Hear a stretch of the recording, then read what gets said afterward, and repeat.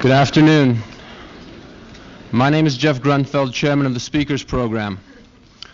The topic for today's lecture will be Nkrumahism, the correct ideology. Mr. Carmichael has worked with the Student Nonviolent Coordinating Committee from 1960 and was SNCC Chairman in 1966. In 1967, he traveled extensively throughout Africa and third world countries. He returned to the United States to organize the first United Black Front in Washington, D.C. In 1968 until 1969, when he resigned for ideological reasons, Mr. Carmichael served as Prime Minister of the Black Panther Party. Since 1970, he has lived with his wife, the African singer Miriam Makeba, in Conakry, Guinea. I might add that working there for 4 years, he has been awarded citizenship of Guinea and is traveling under a junior diplomatic passport. This citizenship granted is a symbol of unity between Africans in motherland and Africans abroad. Following the customary question and answer period, there will be an informal reception with Mr. Carmichael in the men's lounge. All interested students are invited to participate. And now, Mr. Stokely Charmichael. Thank you very much.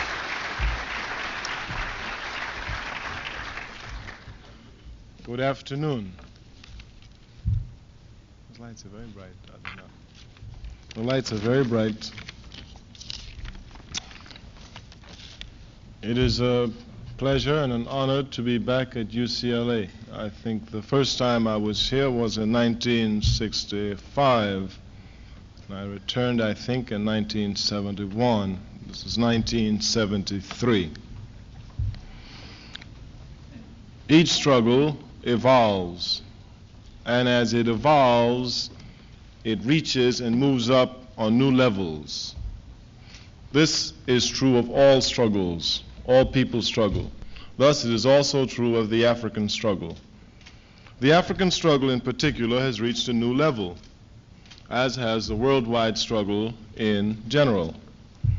That new struggle must be represented also in its form, whereas, for example, in 1968 or 1965, we would be yelling and screaming and appeared to be emotionally upset about injustices. In 1973, so our struggle must advance. We cannot be still yelling and screaming about things. We have to proceed in a logical and scientific manner to outline our problems, provide their solutions, and carry out the work. Thus, the level our struggle has reached today is a level where, while we are emotionally involved, and certainly we must be emotionally involved, it's our struggle, it's our very life, our struggle must be guided by clear rational thought. Clear rational thought, following clear principles of scientific reasoning.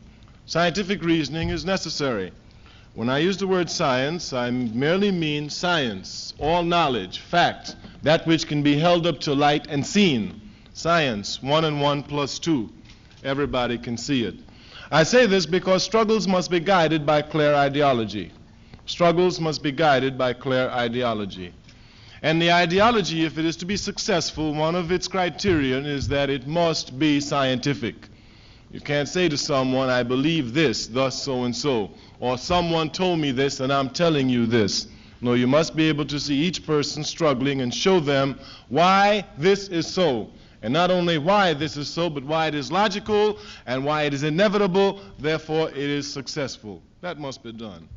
Thus today, we intend to do some of that. Talk very slowly, very carefully about rational guidelines for revolutionary struggles. Now, as I said earlier, the African struggle, of course, follows general principles, but all struggles do, but the African struggle itself is a particular struggle, and thus has its own particular principles. Today we speak before an audience that is composed of Europeans and Africans. Rather than just speak about the specific aspect of the African Revolution, I think it would be more fitting if we spoke about general principles of revolution, general principles about revolution. Now, I've been mentioning the word revolution quite a bit, and maybe we ought to talk about it. When I use the word revolution, I mean a complete and thorough and dialectical changing of one system to the next. A complete, thorough dialectical changing of one system to another. Thus, for me, there is no chance for revolution to come about without armed struggle. There is no possibility for it. There must be armed struggle involved in it. I noticed, I think it was yesterday, I believe it was the LA Times, they had a little article in there about Stokely Carmichael, and they said in the article that Carmichael has stopped preaching violence, or said that violence is past and it's time to construct. Of course, I looked at the article and said it's only wishful thinking. It's only wishful thinking. Carmichael is not calling for bloodshed. Carmichael is a political activist who has credentials, outstanding credentials, if I must add. And Carmichael happens to perceive certain things. Carmichael happened to perceive certain things. And Carmichael perceives that revolution is going to take the world by storm. And that revolution is not going to be outside, and in part it will be all over. Thus there will be and must be revolution in America. Understand, Carmichael is not calling for revolution. Carmichael is not saying, let's have revolution. Carmichael is saying, based on his study and based on his activity, Carmichael knows revolution is coming. Carmichael knows it's coming. Carmichael knows it's coming. And thus, since Carmichael knows it's coming, Carmichael is telling everybody, it behooves you to understand what's happening and be on the right side. Otherwise, you'll be like Elridge Cleaver used to say, part of the problem or part of the solution. You better be part of the solution, because it will be solved. It will be solved. There's a difference between revolution and reform. It's a big difference. In reform, a man observing a foundation, observing a system, sees many problems. But he assumes that there's nothing wrong with the system. The foundation of the system for him is a good system.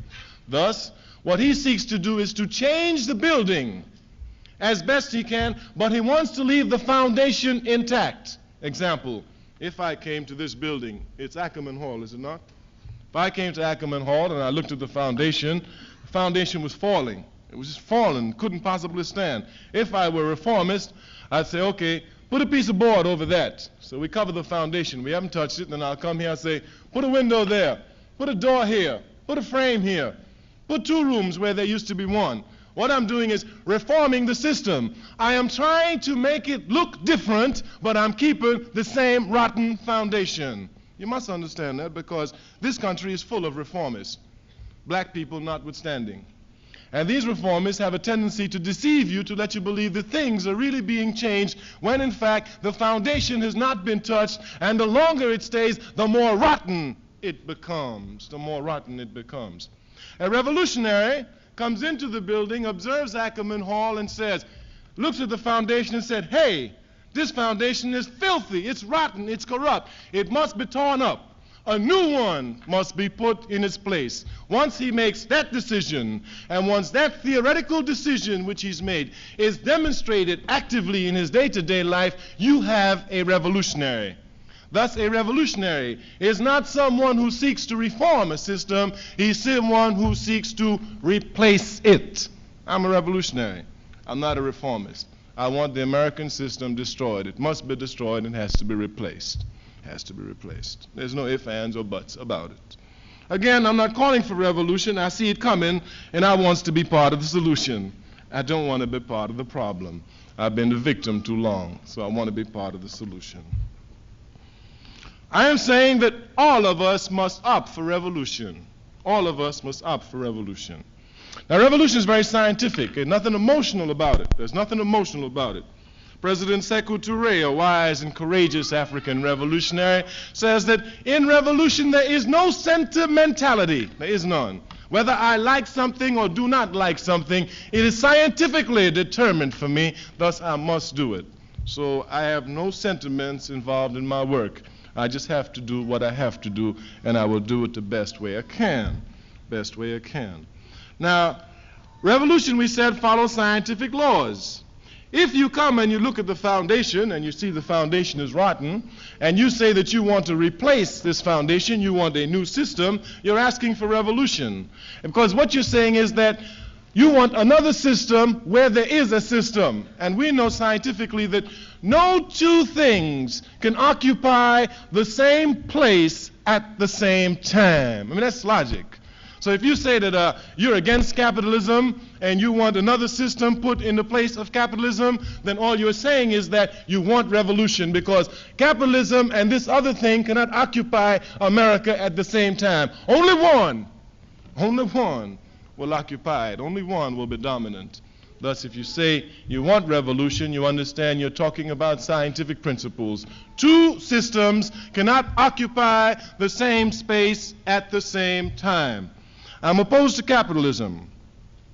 I seek an economic system which must follow the principles of scientific socialism.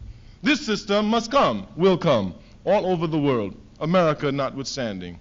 It must come and will come. To really understand capitalism and socialism, we must have some discussion on these two systems, just some discussion. Now, it's impossible, it is totally impossible for me to explain to you capitalism and socialism in the little time that we have. It is not possible. I am not even attempting to do it. What I'm attempting to do is to give some definitions and some characteristics of these systems. Now, I know as students in an American university, you understand nothing of capitalism and socialism. I know that because I'm a product of those schools. Yes, you get nothing about it. They don't even discuss it. How can they discuss it? It's not possible for them to discuss it. Not possible.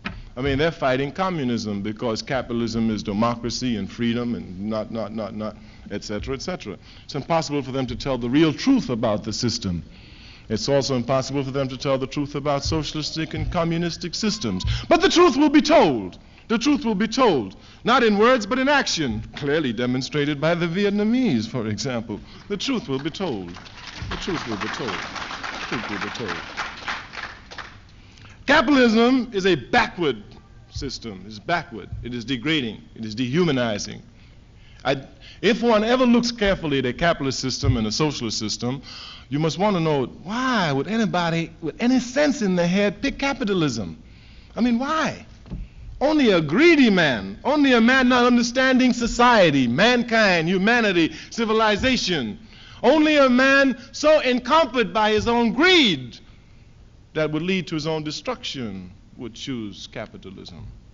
Under a capitalist system, the means of production. Now, you're students. So, like, I'm just going to give you a few teasers, if you will, on capitalism. But your job is to study them. Your job is to understand them. If you're students, I mean, if you didn't just come here for a piece of paper, you must understand politics, because politics dominates your very lives, all of you. They dominate your lives. And you must have some understanding of the systems which you support or which you try to tear down. You must understand them. The means of production is owned and controlled by a very few people. A very few people. Small number, not a lot, few. A few people own and control the means of production. By the means of production, I mean anything necessary, machinery notwithstanding, money and resources, to build, to produce things which can be sold on the market. To produce things which can be sold on the market. Only a few people own and control the means of production. Example, General Motors has means of production, resources and machinery to build and produce cars. The owner of General Motors is a capitalist, the owner. Now, under him, there are many people who have big jobs, make a lot of money, like perhaps the general director of General Motors. The general director of General Motors, he is not a capitalist. He's not a capitalist. He is a lackey of capitalism. He is a lackey of capitalism. There's no doubt about that. That he is. He is what Chairman Mao Zedong would call a running dog lackey of capitalism. He's that. He serves the interest of capitalism. He derives a good living from serving the interests of capitalism. Thus, he will probably support capitalism. As a matter of fact, he will support it harder than the capitalist will. He will. But he's not a capitalist. He's not a capitalist. We must understand clearly when we talk about capitalism, who are the capitalists? As if we understand that there are only a few people who own and control the means of production in the society, then we begin to understand that there are a few capitalists. And these capitalists exploit everybody. because everybody works for them. Everybody sells their labor to them. It is by selling your labor to a capitalist that he's really able to exploit you. Instead of going through theories, let me give some direct example. Let's say that I'm a capitalist. And let's say that I sell shirts. I sell shirts. I have a shirt factory. Let's say this is my factory. I own it. The machinery. I have a place where I get cotton. Now I own it. I'm the capitalist. And let's say you are my workers. You are my workers. You don't know me. You never see me. You see my lackeys, maybe my foreman, but you never see me. Now, let's say it costs me 50 cents for cotton for every shirt I make. And let's say it costs me 50 cents for upkeep of my machinery. That's $1. And let's suppose I pay you $1 for every shirt you make. That means it costs me $2 to get a shirt. Labor included, your labor. I pay you for making the shirt. Now, when I sell the shirt, being a capitalist, and you must know something about capitalism, very important. The sole motivating force in a capitalist society is profit. Profit. That is the sole motivating force. Profit. Get money. Get it. Get it as fast as you can. Get it any way you can, but get it. Just get it. Just get it.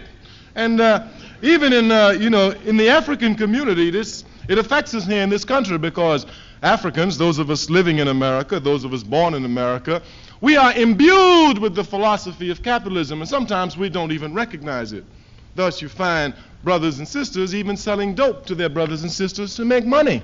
Again, because we're imbued with the philosophy of get some money.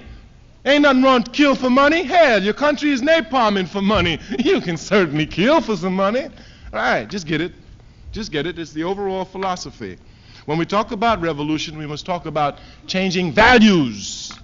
We must talk about changing values, and we must understand these values. To the shirt factory. I've not forgotten. I'm just going to tie it in. I'll tie it in for you. I'll tie it in. You will see, you must look under the shirt factory, too. You must look for spiraling economy. That's very important, spiraling economy. I sell the shirt for $5. I sell the shirt for $5. I don't do anything. You're the one who make the shirt. I'm exploiting your labor. You toil, you sweat, I get the fruit. That's right, I get it. But you grow it, you plant it by the sweat of your brow. I get it. I sell the shirt for $5. I am exploiting your labor. I really am exploiting your labor. I mean, even when you want a shirt, hey, you got to come to my store and buy the shirt for $5. Hey, I really am exploiting you. Now, you're workers, you're in a factory, so you begin to get social consciousness. Yes, you do. Marx talks about this. Because you're working together, you see the socialized process, the laboring process, and you're able to see clearly how you're being exploited. So you get together, and you start talking about, we want more money. You tell my foreman we want more money. So the foreman comes to see me. He says, the workers say they want more money. Later for them. Keep them working, man. So he comes back, no raise. So y'all work, but y'all get a little bit more agitated, because it's scientific. The pressure rises, and as the pressure rises, the consciousness must rise. It's scientific. It can't be stopped. That's why revolution can't be stopped. Then you say, hey, look here, we're going to strike. So the foreman comes back and said, hey, they say they're going to strike. I say, oh, let them strike, man. And sure enough, y'all strike. Yeah, y'all strike on me. Now, when you strike, of course, my machinery stops. I ain't making no money. So after a while, I called my foreman. I said, what do they want? He says, well, they said they want $1.50 more a shirt. They want 50 cents more a shirt. So I said, okay, let them have it. So I'll bring you back. You happy? I pay you $1.50 more. Right, so it now costs me $2.50 to make a shirt. It cost me $2.50 to make a shirt. Before, it cost me $2. I was selling it for $5. But hey, look here. I can't go out there and keep selling it for $5. Hey, how am I going to do that? I'm going to lose profit. And look here. Since the sole motivating force in a capitalist system is profit, ain't no need for me to come and sell it for $5.50. Hey, no. Next time you see that shirt on the market, it's going to cost you $7.50. Right. And that's what's known as the spiraling economy. Because profit is what about? Wages go up into demands of the workers and prices rocket. Wages go up, prices rockets. And it keeps going and going and going until it's got to blow the top. It's scientifically real. That's why Nixon is talking about freezing wages and freezing prices. He's stupid. You got to freeze capitalism, Nixon. Freeze capitalism. That's a problem. That's a problem. Yes, that's a problem.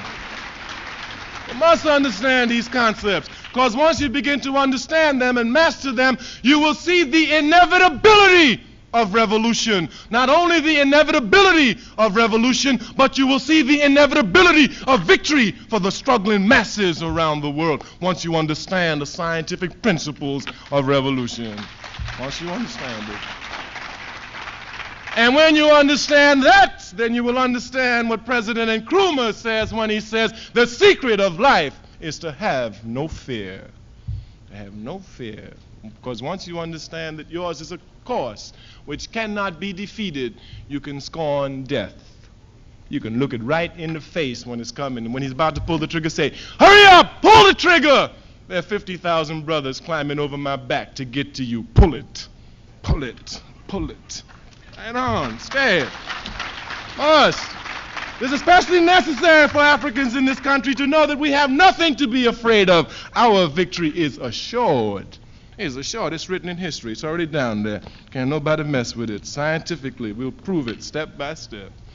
One of the cornerstones of capitalism is the concept of private property, a backward concept, an uncivilized concept, a dehumanizing concept. Private property. This is mine, says the capitalist. This land is mine. I own it. That's nonsense. Didn't nobody come here with no land. How you gonna own it?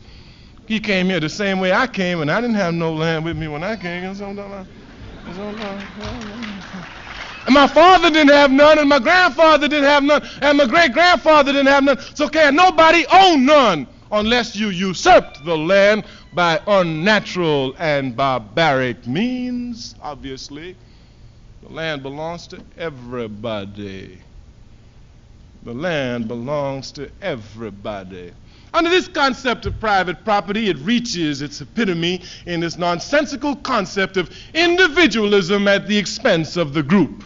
That's what they talk about in America, individual rights, individualism. And nonsense! Can't be no individuals at the expense of the group.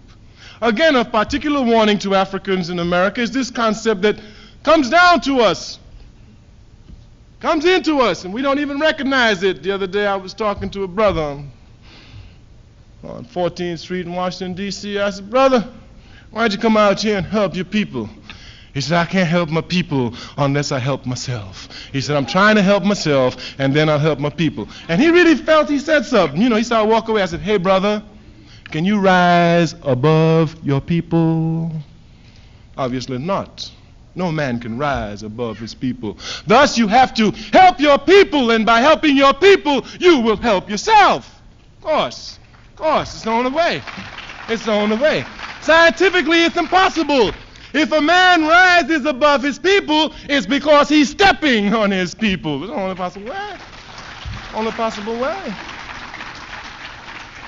The man comes from the people. The people doesn't come from the man. Thus, hey, the people, you got to serve the people first.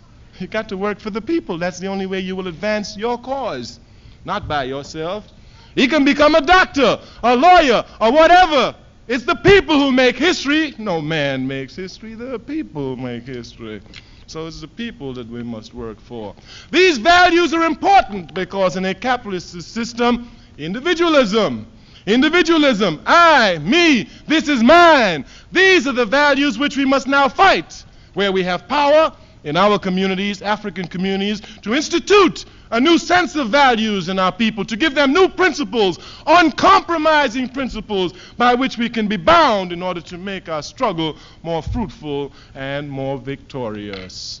In the other sense, in the larger community, we must try to show them, we must try to explain to them the necessity of new values which are diametrically opposed to the values that are found in a capitalist system, and hope that those people understand it and move to destroy capitalism. Move to destroy capitalism. Individualism, very bad. Very backward. Totally backward concept. Totally backward concept. But they hold it. Under a capitalist system, this is the funniest one. They have what is known as conflict of interest. Hey. And they, not only do they respect conflict of interest, hey, they hold it sacred. They hold conflict of interest sacred, you understand? They teach you, I know your American government teachers, they say, this is the gross national product of America, $300 billion trillion. Everybody say, wow, that's a lot. And it's a lot. Yeah, it's a lot. Ain't no problem with it, it's a lot.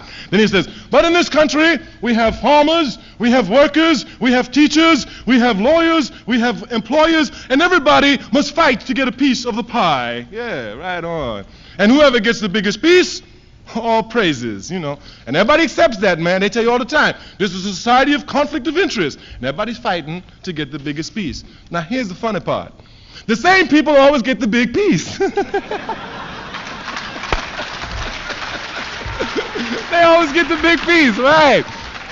Hey, but listen to something funnier. You want to hear something funnier? The people who get the little piece, they keep believing someday they're going to get the big piece.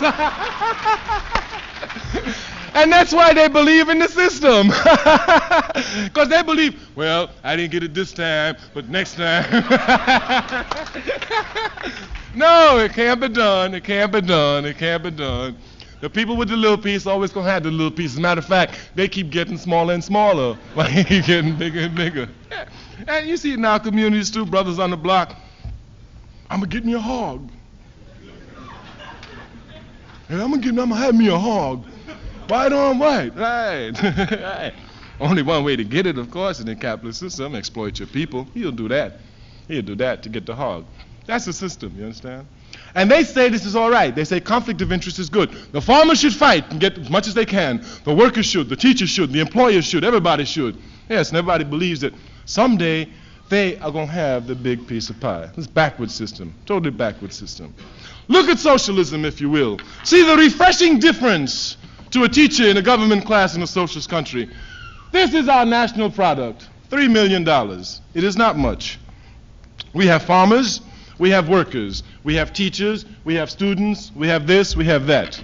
It is far better if all of us get together and say we have one interest, building the nation and serving the people, and build our national products. And as they get bigger, we will divide the piece evenly among ourselves.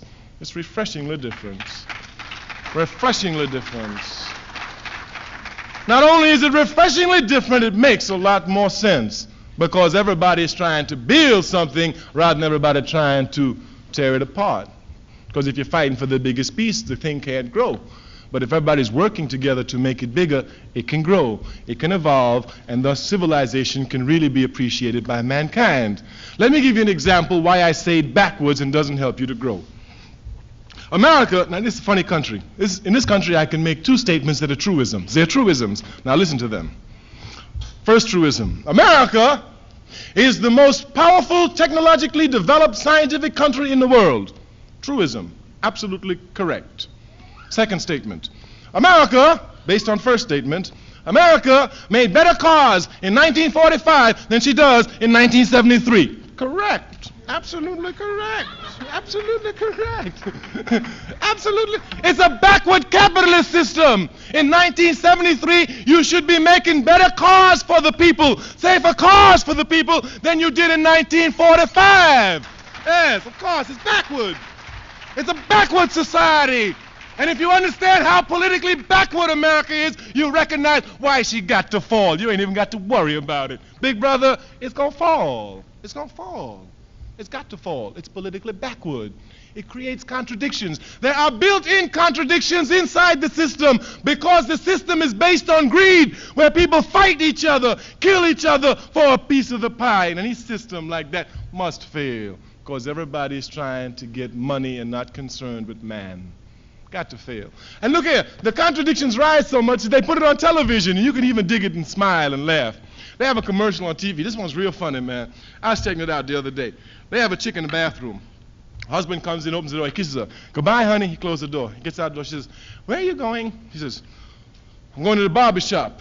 She says, oh, you always leave me for the barber, don't you? He says, well, honey, you know, the barber shop, I can get a warm shave. She opens the door. She says, not anymore. I have warm Gillette shave for you. You don't need the barbers. Right on, barbers out the window. Boom. On television. On television.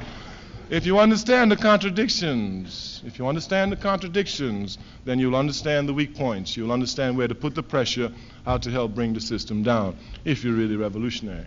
But you must be revolutionary because the system is going to fall down. The system is going to fall down. Socialism. Under socialism, there's no conflict of interest, as was said before. There's only one interest. There's only one interest.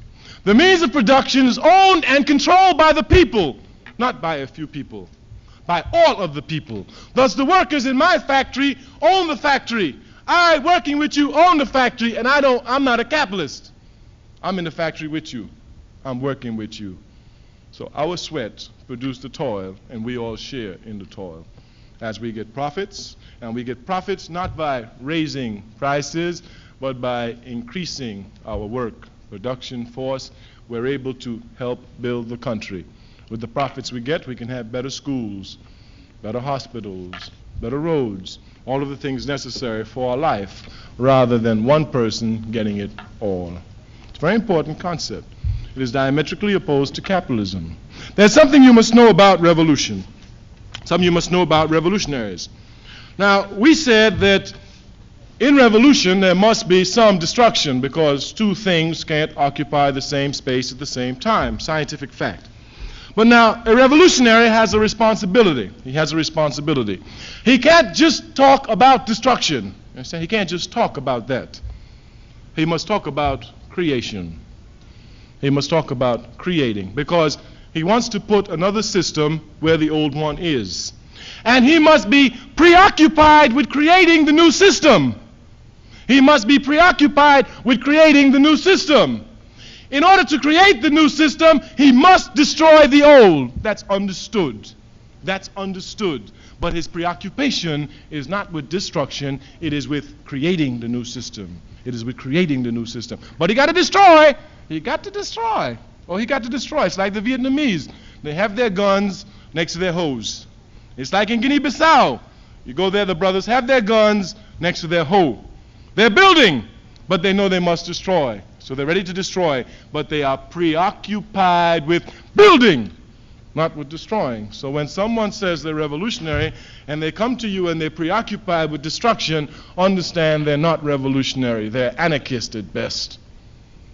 At best, they're anarchist. They must have. Thus, the system that we outlined today is one of scientific socialism, one that says this is the new system that we must fight for. This is a new system that we must understand, especially with its values. The values. Under a capitalist system, money is the center of the stage. It is money that becomes important. It is money, life. It is no longer important, just money, money, money, money. It seems as if man begs to money. Yes, it does. Socialism in its value system stands refreshingly opposed to this backward concept. It is man who is at the center of the stage under socialism. It is man who is an end in himself and not a means as it is under capitalism. It is man who understands his ability to transform and carry out all of the functions of life. It is man that we serve, not money. Not money. President Sekou Touré says, it is man that creates money, not money which creates man. Thus we must understand man is the most important element. We must understand that. Particularly for Africans living in America, we must understand that man is what we want, not money. Don't run after money, run after your people. Get the man, and I promise you we'll get the money. We'll get the money. We'll get the money. Thus, in organizing for revolution, we must understand that political organization is a prerequisite to economic organization. Political organization is a prerequisite to economic organization. This must be clear, because they're trying to confuse us in this country. They're trying to confuse us. They want us to believe that economic organization must precede our problem. It cannot. It cannot. Political organization must. There is no country in our generation that received economic independence. All of them first received political independence. You must have political organization, especially for those of us living under capitalism who have been imbued with the philosophy. We must have it simply because we must come to understand, we must come to know that being imbued with capitalism, we see money always as the object which we must have to make life good. And so when we change over during our political organization, we will be indoctrinating ourselves with values found in our traditional African society under communalism, which will serve as a guidelines to keep us under a new system. And under that system, man becomes more important than money. It must. My brothers on the street all the time saying, got to get some money. No, brother. If I have $1 million in my pocket, if I have $2 in my pocket, I'm going to be the same old, same old. Money don't make me, and it sure can't break me. Man, that's what it's all about. People, that's what it's all about, not money. Thus, we must seek political organization first before we talk about economic problems. That is not to say that the major problem is not economic. The major problem is economic. The major problem is the question of exploitation. But the solution of how to get to the problem, we Nkrumahs in this country, we who organized for the All-African People's Revolutionary Party, we understand and know that political organization must precede the economic battle for true economic independence. It must do that. It must do that. For Africans in this country, we understand that Africa is our home. We understand Africa is our home. We're Africans. We're Africans. We're not black Americans. We're not Afro-Americans. We're Africans living in America. We happen to be in America because American imperialism needed cotton. I was born in Trinidad. I was born in the West Indies because British imperialism needed sugar. That's the only reason. Without that, I would not be born there. Not be born there.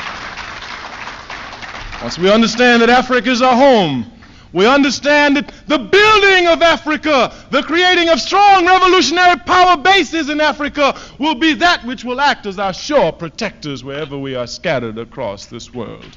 We must understand that. We must understand that the building of Africa must mean its total and complete liberation, its unification, and an all-African government which follows scientific socialism down the line. Down the line. We must understand that.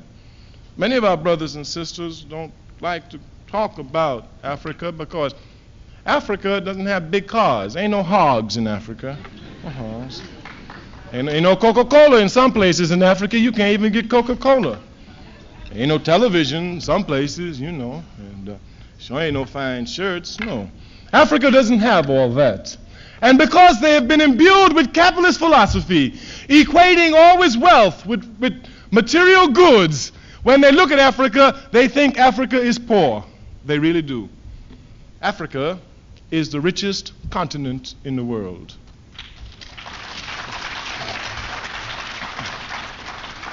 But dig how rich Africa is. She is rich on two grounds. Her first and most important. Africa is the richest continent in the world in terms of a humanist ideals and traditions. No continent in the world can surpass Africa for that. None. None. Its organization of its civilization, its evolution to complete and total civilization, its man as the center of the stage. No continent can surpass Africa for her richness in humanism. None. And that's the richest continent in the world. And some people don't want to identify with that. They'd rather have cars than have that. They'd rather have Coca-Cola than have that. They sell their culture for tinsel. They sell their culture for tinsel. Not only is Africa rich in terms of her humanistic ideals, she is, in fact, materially speaking, the richest continent in the world. Right on. Gold, diamonds, zinc, bauxite, iron, ore, copper, anything, even peanuts. That's how rich Africa is. Everything. Everything. Everything can be found on our continent. Everything. But it's a question for us particularly on how we understand and perceive Africa. How we understand and perceive Africa. I say we're not Afro-Americans. I say we're not black Americans. We're Africans. Sister Abby Lincoln said the other day, said, I don't know why we won't do it. They're the only ones in the world who look like us, so it got to be us. It got to be us. I don't see why we keep running from it. I don't know why. I understand. It's the imbued philosophy of capitalism. I understand. If you say you're African rather than Afro-American or Black American, you understand your history. And Afro-Americans' history begins when the first slave ship came here, 1619. That's when the Afro-American history begins. The African, he understands that his history began millions and millions and millions and millions and millions of years ago. And that the African in America just happens to be an African in contact with European culture in a different land. That is all, but he's still African. Still African. And understanding of this becomes important, because once we understand that, the destruction of America will not be a problem for us. We'll work for it, as a matter of fact. We'll work for it. We'll work for it once we understand it. If we are part African and part American, we might try to save both of them, and it's not possible. It's not possible. If you are American, I can tell you scientific fact, you're part of the problem. If you're African, you're part of the solution, a big part of it. A great big part of it. We must understand that, because they try to trick you. Like I was listening to the radio the other day in D.C., and Cat was on the radio. He said, the Leaning Tower of Pisa is falling. I said, wow. He said, the Eiffel Tower is falling. I said, wow. He said, the Capitol is turning and it's sinking. And he goes and explains all these problems these ancient buildings are having. And then he went off the radio. And I knocked on the radio and said, hey, come back. You didn't tell me about the pyramids. Are they falling? Hey. Know yourself, you know your history, you know what you have done, you'll understand what you can and must do. That's why we must see ourselves as Africans. Can't break out, you can't cut your culture, you can't cut your roots. If you take a seed of corn and you plant it in Africa, you get corn. If you take a seed of corn, you plant it in Kansas, you get corn. Cuba, corn. Russia, corn. Hey, if you take an African seed and plant it in America, you got African. African. You got African. So understand that. Now we want to go a little bit to specifics. We're organizing. There are many things. One of the things we should have covered was change. Let me say very quickly that change comes through dialectical processes. Change comes through dialectical processes, through conflict. All things have internal things that make them change. I change while I speak to you. 10 billions of my cells change. You change while you listen to me. This podium, it changes while I'm speaking to you. If we leave it here, it would decompose. It would decompose because there's constant activity, contradiction and conflict within it that makes it decompose. Thus, if we can say anything about life, we can say that everything changes. Everything changes. Everything. Thus, in understanding revolution, we must understand how things change so that we can understand how to work to help that change work for us. We must understand how things change. We say they change through dialectics, through internal conflict. There's always conflict. This conflict is scientific. If applied to social organizations, we should say that we can put, if you will, well, they have it even in science. I think they have negative and positive neutrons, do they not? Yes, they have them in science, negative and positive. So we can apply these negative and positive characteristics to social organization. In the black community, for example, there are many negative characteristics. There are many positive characteristics. Because we are a colony, thus subjected to colonialism and neocolonialism in some places, some cases, it is clear that the negative characteristics are operating. They are the dominant factor.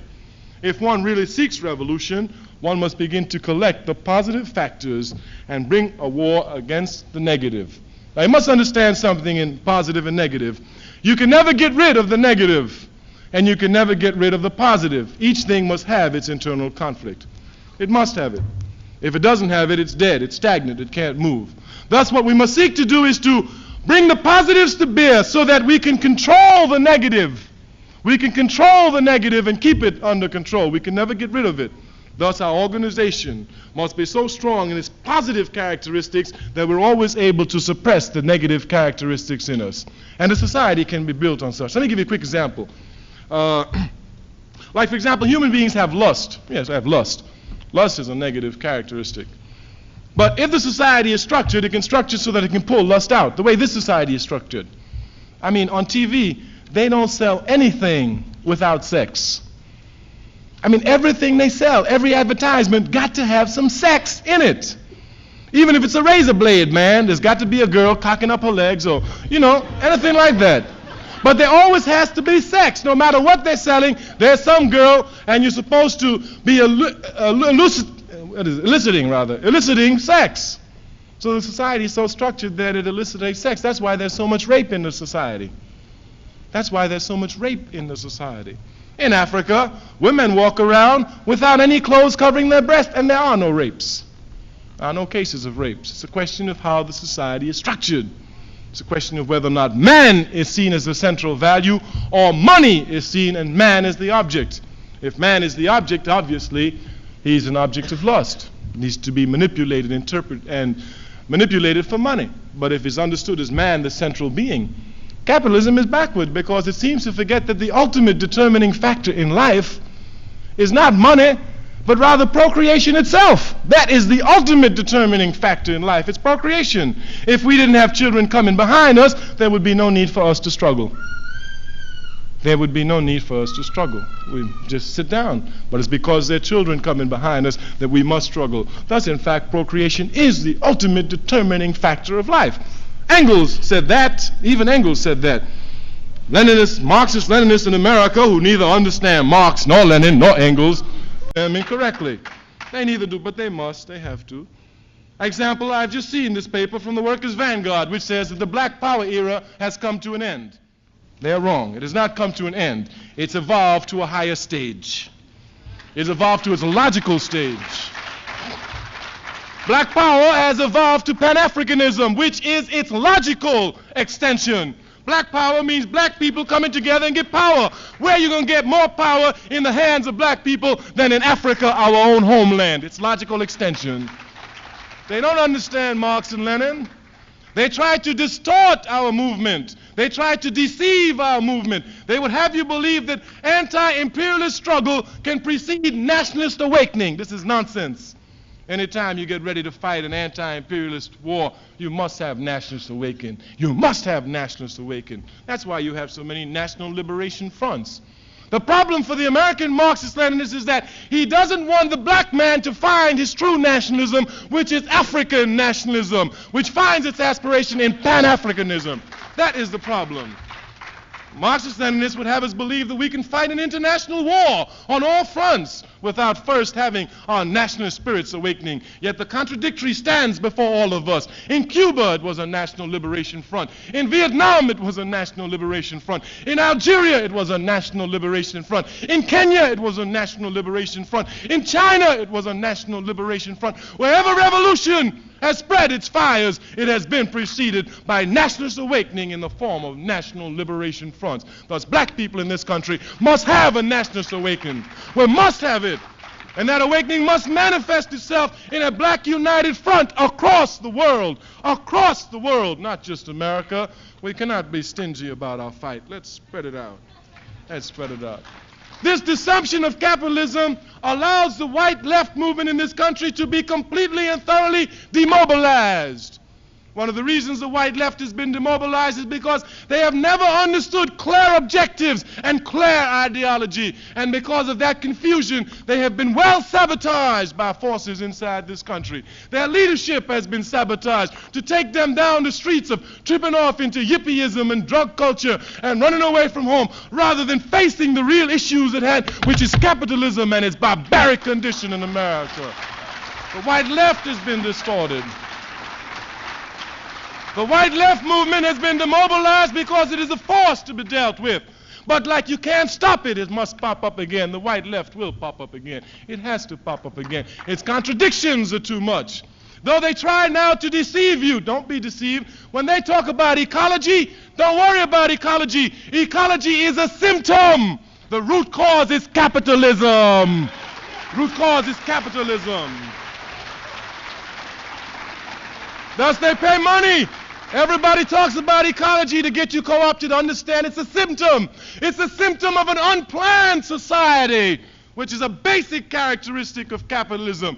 It's a symptom of a system which just wants money, so it puts its factories where it can get its labor and get rid of its waste the cheapest way it can. It's capitalism that the ecology movement must go against. The women's lib movement is an idiotic movement if it doesn't understand its root cause is capitalism.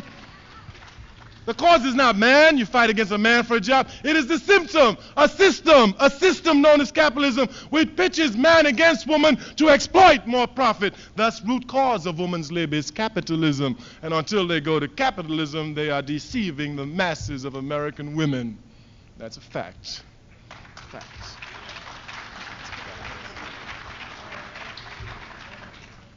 For us on the All African Revolutionary Party, we're slowly organizing and surfacing with our party. We've been clear, always, have been. We understand revolution. We understand that the black masses of this country are in fact the vanguard of any revolutionary struggle. That's a scientific fact. It's not because I'm black. We are at the bottom of the ladder, politically, economically, and socially. Thus, it is we who must build the pressure forces up to create the movement that will shake this country. We are the vanguard of this movement. We are the vanguard. And we must understand our role as the vanguard of this movement. Check out our history and you will see it is the civil rights movement that put all white left groups into the spin. Check out your history and you will see that it was black people in this country under SNCC that first took a resistant stand against the war in Vietnam, and the white left ran, only to come back 5 years later. We are the vanguard of this movement. And thus we must articulate our positions clear. We must articulate them loudly and with conviction. And we must have uncompromising principles. Uncompromising principles. Like the Vietnamese. They have uncompromising principles. Say, you want my land, America? You may have my land, but not while I'm alive. Not while I'm alive. Uncompromising. We have supported the Vietnamese people down the line, their heroic struggle. Ours has never been a peace movement. We have always been for victory for the just forces of Vietnam against American imperialism. And the heroic children of Ho Chi Minh has just delivered a stunning defeat against American imperialism. Against American imperialism. The defeat, the heroic defeat of American imperialism at the hands of the Vietnamese must serve as an inspiration to us to understand clear scientific fact. It is not technology that decides a war. It is the will of the people that decides a war. The will of the people that decides a war. Once we come to understand it is the will of the people who decides the war, once we tape and watch and project the stunning victory of our comrades in Vietnam, we will see that if little Vietnam, tiny Vietnam, small Vietnam, with its small population, can defeat American imperialism by all logic, by all scientific logic, Mother Africa and her mighty children will trample America into an oblivion of whiteness. It's the will of the people. It is the will of the people. It is the will of the people. We must understand it is the will of the people. We must understand there is nothing for us to fear, nothing. A just victory will succeed, must succeed. It has been proven. The Palestinians will have a just victory. They will dismantle the unjust, illegal, and immoral state of Israel. They will do it. They will do it. They will do it. They will do it. We as Africans have no alternative but to fight against Israel. We have no alternative. Israel is trying to get into Egypt. Egypt is ours. It's in Africa. It's Africa. We have no alternative but to support it because it is a just struggle. It is a just struggle, and we are a just people. We must support it. If all we can do is support it with our words, we will support it like we supported Vietnam, like we continue to support all struggling peoples. If it is only with our voice, if it is only with voting power, as we did in the last election, we will say we are against fascism and vote against Nixon. We voted against him when he was a punk running against Humphrey, against Kennedy. The black community has always been anti-fascist, even in electoral politics. It is a black vote that put Kennedy into this office as opposed to Nixon. That's how long we've been opposed to Nixon. So we know him. We know him, and we are not afraid of him because we understand science. President Sekou Touré, once again, a brilliant black man, says that when you want steel and you want to shape it and mold it into perfection, he says you must take heat and pressure, a lot of heat and a lot of pressure. The more heat and the more pressure, the better you can mold it. What then, says he, do you think about people? Nixon, put the pressure on us and we will mold for you the most perfect revolution the world has ever seen. Thank you. Thank you.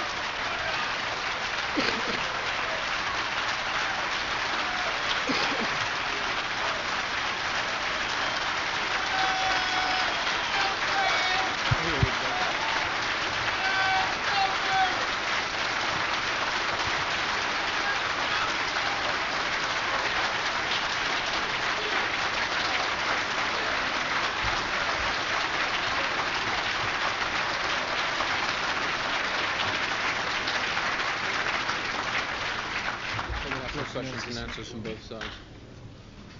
The mics are open if you have any questions from either side. Afterwards, I wish to remind you there's an informal reception for all students who wish to participate in the men's lounge.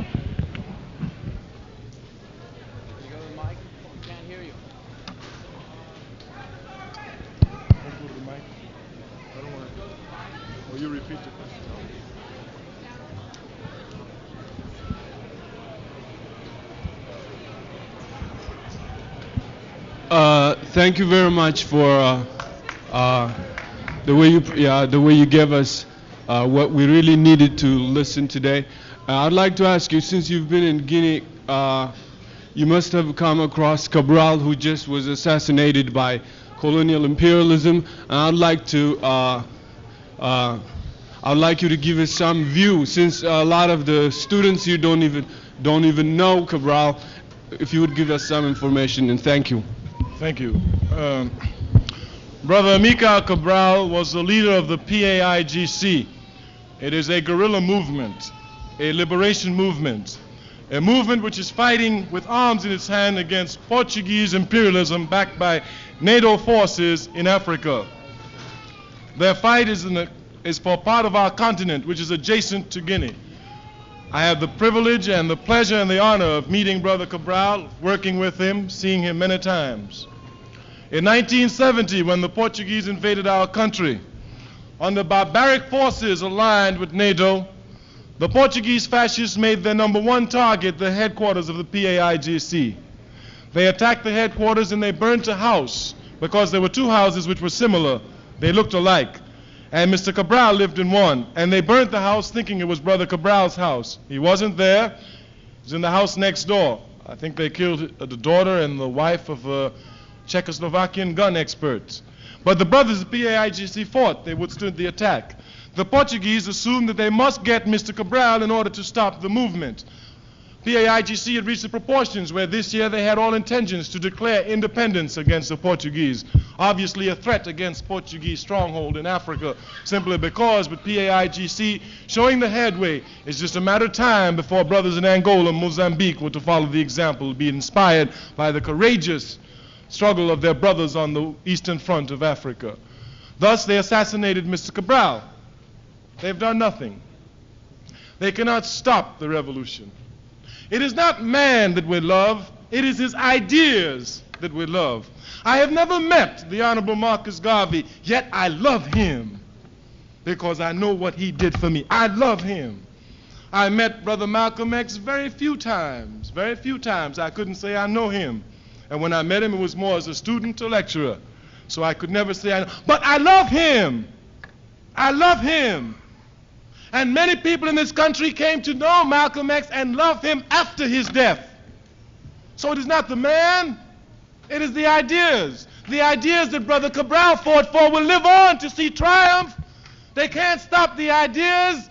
They can kill all the men they want, but the people will carry on the ideas and make victory. Portuguese fascism will be destroyed in Africa, with or without.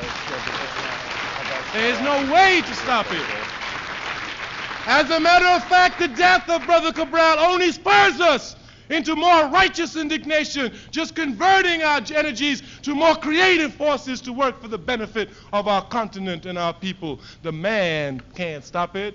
When we march to South Africa, Brother Cabral will be there. Patrice Lumumba will be there. The Honorable Marcus Garvey will be there. We will all be there because we all have the same idea. Oh, yeah. I just wanted to, first of all, thank you, man. For not so much for what you said, but for bringing out all of these people here. Now, there were sufficient points of agreement between myself and yourself so that I can, honestly, and with all my heart, salute you as a revolutionary. Yet, at this point, and in keeping this in line, and in keeping this in mind, I'd like to just address a few words to the people who are here. And those words would be this, and perhaps Stokely, after I say these things, maybe you can comment on it.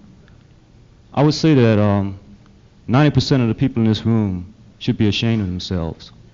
Brothers who are in the BSU, white people who have been conducting revolutionary movements on this campus, my own organization, the Committee to Combat Racism, have been attempting to wage struggle against all manifestations of racist, capitalist, or sexist exploitation that go on in this country.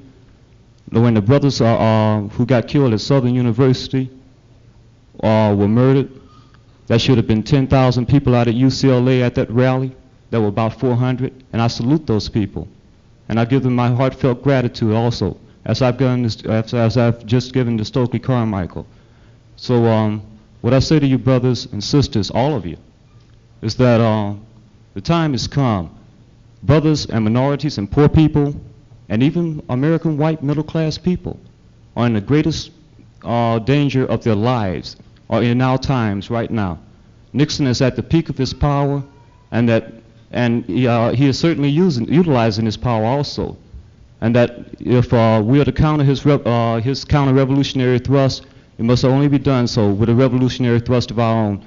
So I ask you guys, participate in an organization of your choice, whatever that organization might be, so that the next time something happens, there'll be hell to pay.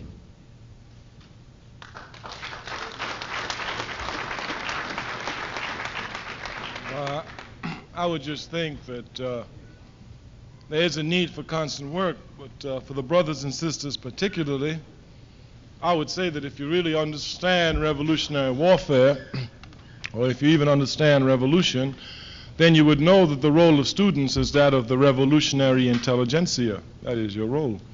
I mean, you are at school, And if you say it's irrelevant, well, then you shouldn't be here. Because if you're here and you say it's irrelevant, then you're showing your own stupidity. That you're letting something that's irrelevant govern your lives for 4 years. That's what it says. If something's irrelevant to me, I ain't got nothing to do with it. Thus, if you're here, what you must do is to use all the skills that you have here, take them in, be the first in your class, and bring them back to the black community. You have to do that. You have to do that because you have a responsibility to do that. The fact is that many of these black students' associations are a result of pressure from the masses of our people. When the brothers and sisters started the rebellions and they were out in the streets, they opened up these things. These were their valves to allow some of the pressure to come in. Now, brothers and sisters died in the streets. Their blood got you here. Their blood got you here. That's it. Thus, you have a blood responsibility to your people to bring it back to them. You have a blood responsibility. And the only way you can bring it back is if you get something. So while you're here, instead of jiving, instead of rapping, study. A guerrilla studies. A guerrilla studies. A guerrilla studies. If you're a true guerrilla, study, because you got to know what you're doing. You got to know it. You got to know it. You got to know it. Since you have that opportunity, since it's available here at this institution, then you must study. There's no discussion for black student unions in this country. People talk about, well, there's no black chemistry, no black mathematics. That's not the issue. That's not the issue. We know mathematics and chemistry is universal truths. We know that. That's not the issue. The real purpose of a black student organization on any white campus is to motivate black students to begin to work together and bring back what they have to serve their people truthfully. That's its only purpose and function, to motivate black students to serve the people because of the system in which we live. If we don't do that, we will be like everybody else, coming here for a piece of paper. Coming here for a piece of paper. Thus, you must on your own begin to get together. You can't wait. I mean, you got in here because of the blood of your people.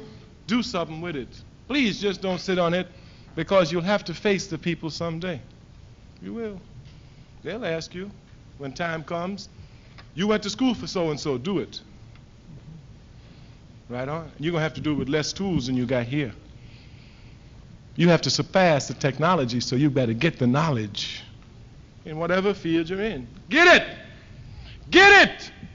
If you're in physics, you should be the first in your class. Get it! You can do it. Ain't nothing wrong with you. You're African. You built the pyramids. You did. You did. You did. You laid down scientific basis for the world. Go to the pyramids and check it out and see what you find in it. It will give you the exact diameter of the sun. Go and you'll find it in the pyramids. Go. Go and you will see the pyramids were built when there weren't cranes. Understand, you're scientific. Whatever class you're in, you should be number one in that class. If not for yourself, for your people. For your people. And if you can't be number one, you do the best you can, and that'll make you number one.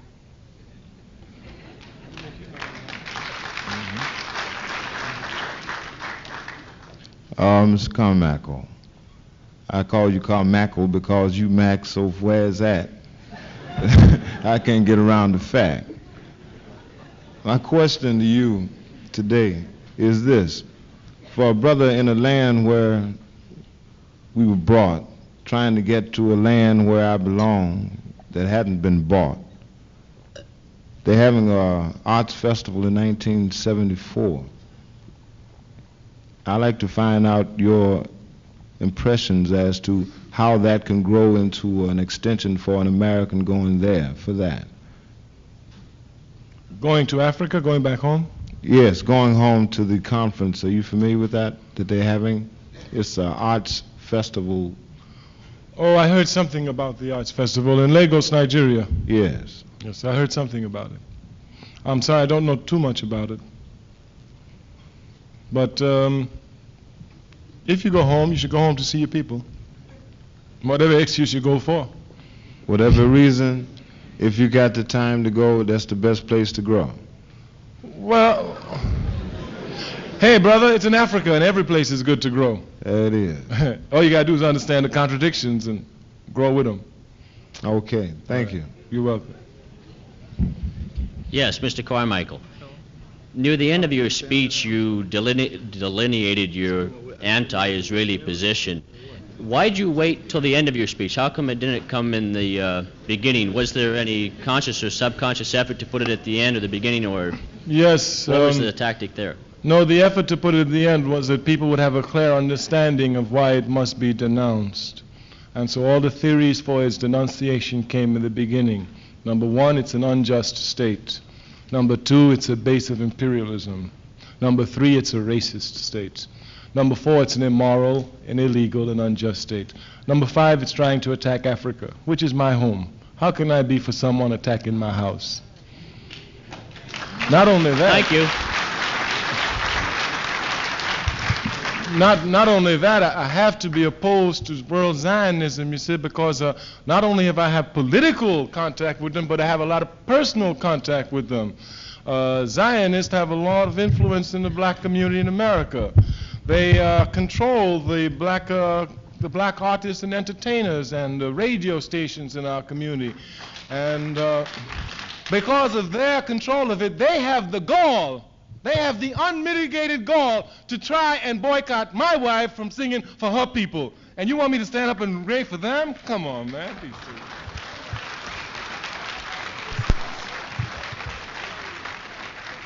The power of Zionist agents notwithstanding, the power and might of the Zionist agents which control the government of the United States, which controls the media of the United States, notwithstanding, I will denounce Israel as long as there's breath in my body, because it's an unjust, illegal, and immoral state. I stand on that. But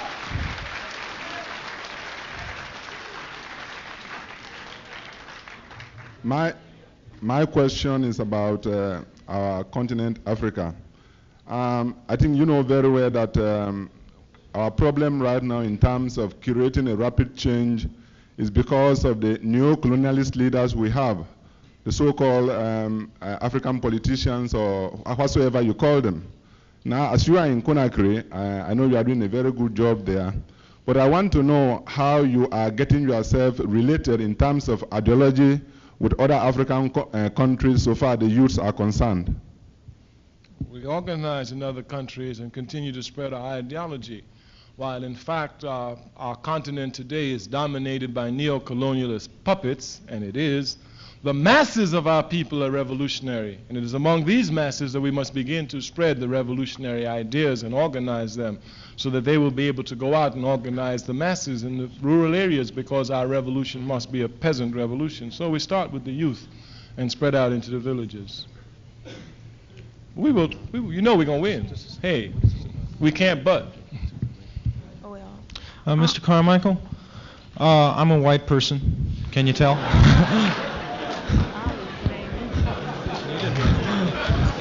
Scientific fact. I just wanted to clarify that. Anyway, it's possible for me to agree with your ideas and agree that your ideas are right for black people, for other people, but I have no blood ties. I have no heritage with Africa. I have no ties with Africa. Correct. Okay. So when this revolution comes, what am I, as a white person, supposed to do? Well, the question is very simple.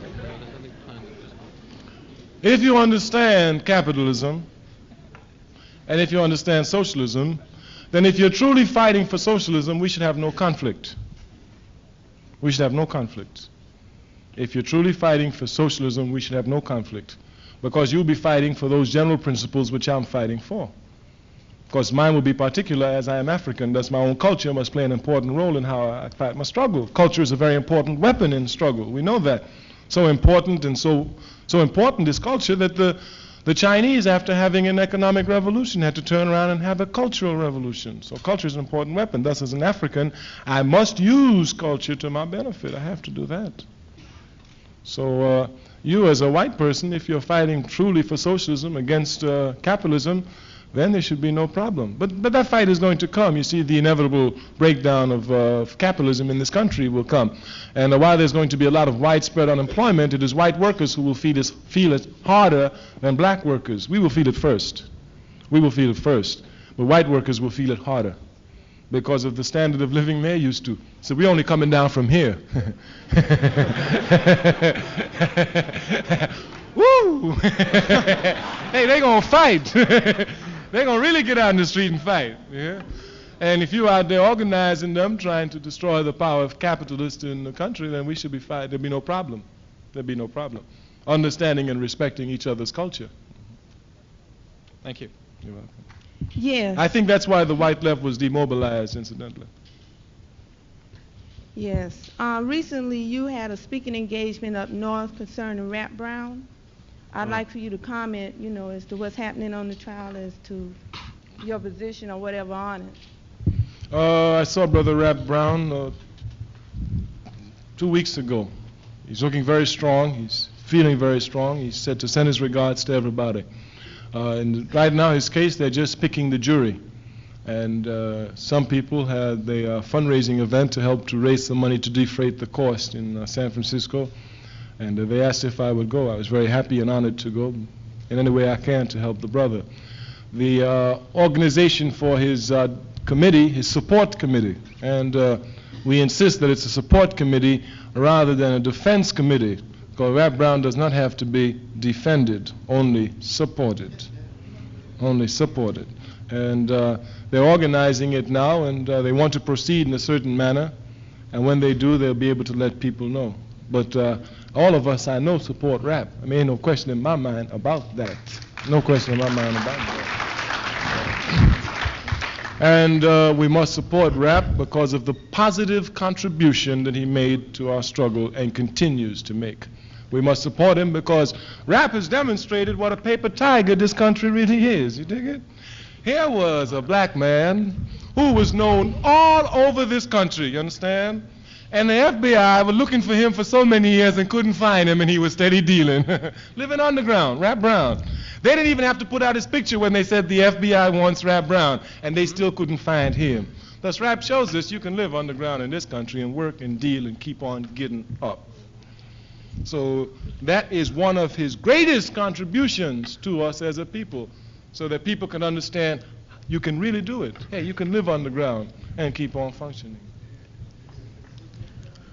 As big and bad as the FBI is. You know, I think as big and bad they are with all this thing, they would pick him up overnight, you know.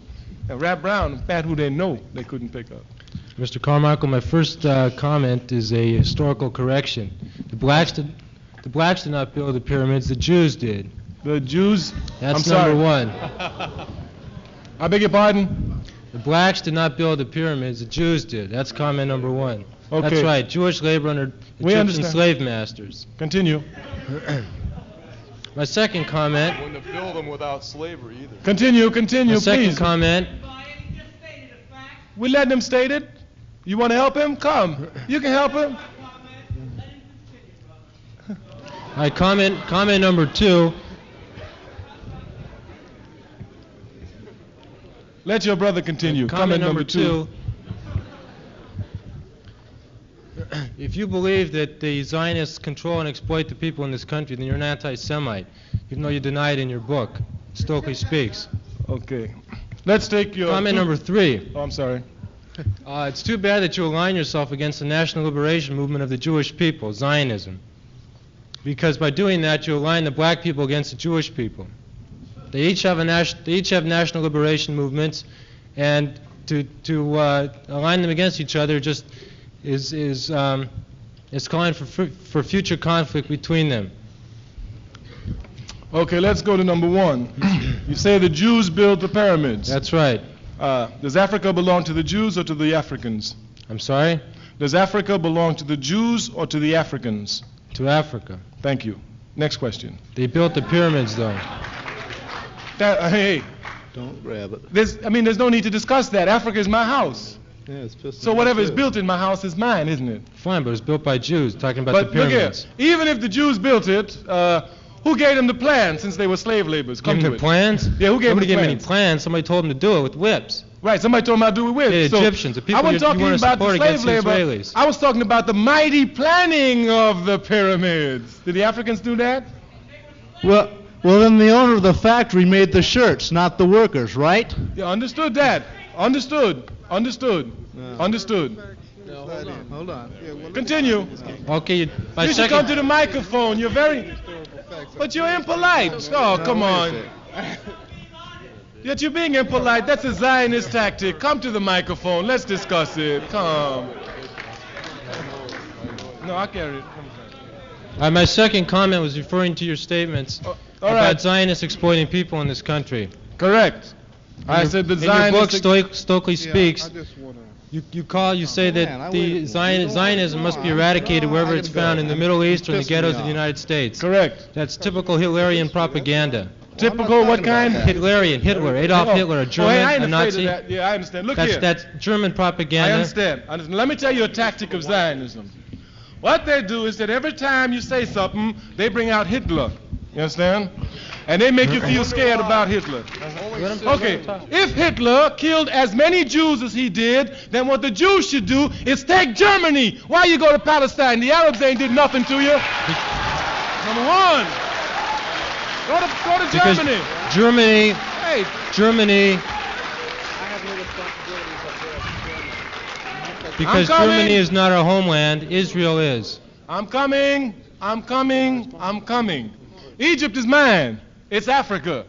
Is that correct? That's right. Why does Israel want to attack Israel Africa? does not want Egypt. Israel doesn't want Egypt. No, it does not. What does it want? Israel wants Israel. Where is Israel Israel? wants- What year was Israel recreated? How did you get it? How? Who gave it to you? Lord Balfour in London in 1916? Was it his? The modern state of Israel was created by the United Nations. You want to get in on this? He's right. He is absolutely correct. He is absolutely correct. And that shows you what an illegal, immoral, and unjust state is. Today, it won't even listen to the rules of the United Nations, which tells it to withdraw from the 1967 borders. That's very interesting, Mr. Carmichael. On one Come hand, on, let's work with it. Let's United work- Nations Truth is a on bunch my of side. bullshit, and you know it. Hey. on one hand, you say Please, that wait, hold it. No, please. For respect of me, I don't curse publicly. I didn't go through that period. I left it where it belongs. I said it, he didn't. The same roots Yes. and the same rights that Right. blacks have to Africa are the same rights that Jews have to Israel. Oh, Because they've been living in exile does not mean we've relinquished the right. Brother, We you got- still cherish it in our hearts. I understand that. I understand. So I'm saying, don't go off calling us aggressors, because we have a right to that land just Right. as blacks have a right to I Africa. understand. I'm saying that Africa belongs to us. You say it belongs to you too. So No, I don't. Two spaces. I say Africa is yours, but Israel is ours. No. There's a difference. No. Yes, there is. Israel belongs to the Palestinians. For someone who believes in humanity, you certainly haven't shown it to me here. I do believe in humanity. Only black humanity. I believe, but that's humanity. What Hey. about Jewish? Hey. Hey. No, if Hey. you're going to go that way, Stokely, then it's yellow humanity. Hey, come on. Are blacks the only people in the world? No, we're not the only people in the world. Are We're Jews a people? Huh? Are Jews a people? They call themselves a people, yes. they are a people. Well, you wait in line. I've been waiting here. Let me say I've been something. waiting in I know, line, but man. let me say this. Let me say something here. Wait a minute. Hold it now. Wasn't it in June the 12th, 1948, that they made the exodus from Europe? Was that it? That's when And, the United Nations gave it to yeah. them. But Israel was signed to them in 1917 by Lord Balfour of the British government. Okay. The Arabs had the land, and he signed a piece of paper and gave it to them. Okay. Uh-huh. Now, what is the definition of Jewish? Well, I said Zionists. That's them. Because the reason why I'm trying to figure out now, Israel is in the Middle East, right? Or Jerusalem? That's what they created it, yeah. Okay. And the people that exodus there, they came from Europe? I hear you. Were they Germans and Polacks Yes. and things like that? Yes. They also Yeah. came from Yemen, I hear Morocco, you. I Iraq, hear you. Egypt, Jordan. Man, I'm on the mic. People gonna think I'm saying this shit. No, I'm saying. I hear you. I hear you. Okay. I'm sorry. Wait. Please, let me just finish this last question on the question of anti-Semitic. Now, when he says I'm anti-Semitic, I'm supposed to jump back and say, hey, no, I'm not that. But in the first place, his definition is incorrect. As I understand it, the Arabs are also a Semite people, and I support the just claims of the Palestinian people to their land. Thus, I am pro-Semitic. I'm pro-Semitic. Anti-Semitic has never meant anti-Arab. It's always meant anti-Jewish. And You know make that. it mean that, but you should have heard my speech in 1968. I said the power to define You're will be anti-Jewish, our Mr. right, Carmichael. that's self-determination. You are anti-Jewish. You're an anti-Semite. Hey, I'm anti-Zionist. I'll tell you what I am. Anti-Zionist is that? I'm anti-Zionist. I'll tell you what I am. Just speaking for 10 minutes. Hey, Stokely, let's talk about something else now. Hold it, everybody, just a second. We're out of time here. We're a little bit over. And so we're going to have to end it here. And we're moving it to the reception in the men's lounge. We can continue discussion there. Because that's it. We don't have any, no more time. We're over. That's it.